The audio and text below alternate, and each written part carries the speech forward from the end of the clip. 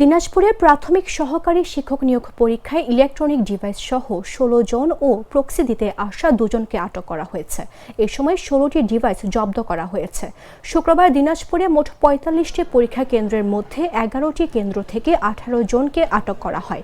অতিরিক্ত police super Anwar Hossain বিষয়টি নিশ্চিত করে জানান, প্রাথমিকভাবে জানা গেছে আটক পরীক্ষার্থীদের প্রত্যেকের কাছ থেকে ১৫ লাখ টাকা করে টাকা নেওয়া হয়েছে।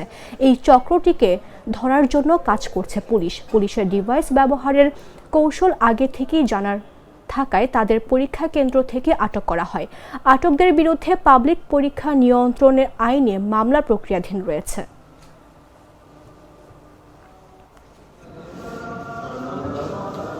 আপনারা জানেন যে 11টি সেন্টার থেকে সর্বমোট 16টি ডিভাইস উদ্ধার হয়েছে এবং 18 জন আসামি বলবো না, আমরা এখন সাসপেক্ট বলি বা এই অফেন্সের সাথে কানেক্টেড আমরা বলতে পারি যে 18 জন সদস্যকে আমরা গ্রেপ্তার করতে পেরেছি।